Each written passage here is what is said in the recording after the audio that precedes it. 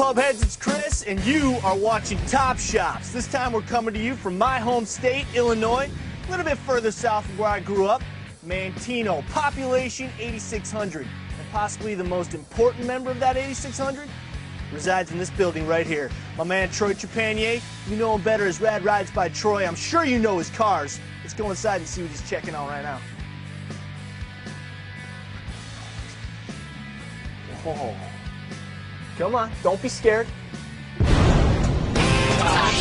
up, Bumpheads? Wow. Man, way cool, dude. If you can't hear me, I'm sure you can feel me. I'm Chris Jacobs for thehubgarage.com, the coolest car community on the net. I love this place. I'm never leaving. These cars are so cool, man. How do you do this? We have finally made it to Nirvana. Oh, yeah. It may still be early December, but this is Christmas in here. Santa, if you can fit one of these cars under the tree, feel free. I'll take any of them. You choose. It's my unofficial Christmas list. And here's a guy who looks like Santa. Chris, what's up, buddy? What's up, Troy? You all know him as the man with the plan. Troy Trepanier from Rad Rides by Troy. How you doing? Good. What's going on, Hub Garage? Thanks for coming today. Did you drive by out here? I did drive by. Very nondescript, man. But this is a whole lot different inside than it is outside. This is, you know, I took about, honestly, 10 years of some of the TV stuff before people even knew what we did in here. So it worked out pretty good. And we finally listed our phone number about 3 or 4 years ago. So, nice. Yeah, it's good. It's a small town, but we grew up here, you know, and you see it's cold out. You're a Chicago guy. I can handle it. It's actually not too cold for Chicago right now. We're about an hour south of the city. It's probably about 40 degrees out, so not too bad. It warmed up a little bit, but you know that I It's always a heat wave. I give Chip and all the West Coast guys, you know, what do you do in the winter? I say you lock the doors and you get the work done. Exactly. So, you know, if I was in California, I don't think we'd get anything done. Let me tell you, there's a lot of work being done in the fab shop right now. We'll get back there, but Troy, I got to first ask you, when I was driving in, Manteo, population 8,600. This is your hometown, right? Yeah. So you've kind of seen it grow up as you grew up. It is good. My dad built this building 40 years ago. It was an automotive shop, and I used to tear engines apart in here. And right next to the building, I had a one-car garage. My grandfather was a pipe fitter, so I learned how to braze pop cans together there. And so I've, for 39 years, I've been messing around in here, and it's a great place. You know, I mean, everybody, once we finally got the reputation, it doesn't matter where you're at. They're coming here now. So, you know, it's because everybody always asks, why don't you move to the West Coast? And, you know, luckily we've had success and people come here. And like I said, if we were out there, man, in the summertime, we wouldn't get nothing done. Well, that's interesting. Now, so that kind of gave you your start in metalwork, was working in your grandfather's pipe fitting shop? Yeah, yep, I did that. And like I said, honestly, brazing pop cans together when I was little. And my grandfather was a pipe fitter, fabricator. He was the old man in town that, you know, if you needed a basketball pole welded together, the lawnmower, he was the guy. You know, go see Johnny. And he was a perfectionist, and he kind of drove that there's only one way to do things the right way in my head every day. And then my dad taught me the mechanical side. So, you know, I kind of learned them both together, and went to high school, you know, in town here, and did all the sports, you know, piddled around with this on the side, and then worked for my dad for a while as a mechanic out of school, and then started doing my own cars at night, and then just kind of turned into this. So it was good. You know, I went to the University of Jack's Automotive, I always say, my dad's business, so it was good. Graduated top of your class? You got #1, buddy. So I got tired of doing the working during the day for my dad and doing it at night, so I'm like, you know, I'm going to give it a shot, and you know, hard work and determination, it's starting to pay off. Nice, man. Well, now I know that if some of you guys have seen Troy on other television programs, you know that this man can weld like there's no tomorrow. In fact, the pinnacle of welding is making it look like a row of nickels, right? Yep, you got it. And working in your grandfather's pipe fitting shop kind of started Made you the off difference. on that. Did you start MIGing or TIGging? Actually, a little bit of brazing, actually, gas welding.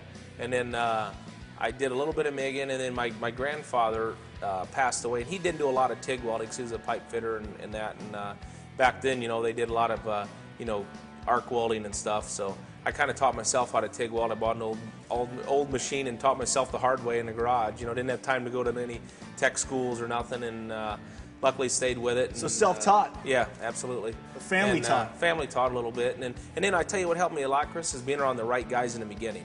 I was fortunate. I did my own cars, had some success, you know, a few Hot Rod Car of the Year things. Got a couple customers. Then we did the Sniper for Poteet, you know, and that kind of put us on the map, and I got to start working with the kind of the best guys in the business that would travel.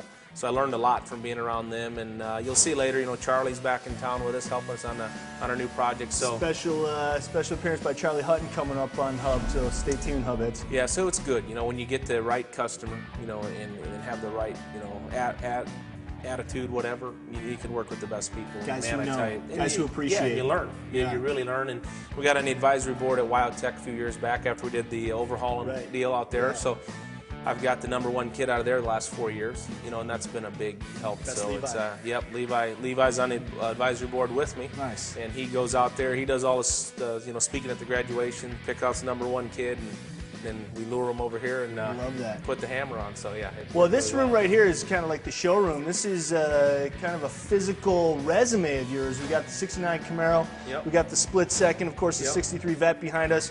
Who can forget Chicane? If you've ever seen this car before, you will not forget this car. And then, most recently, the Bonneville Salt Flats car.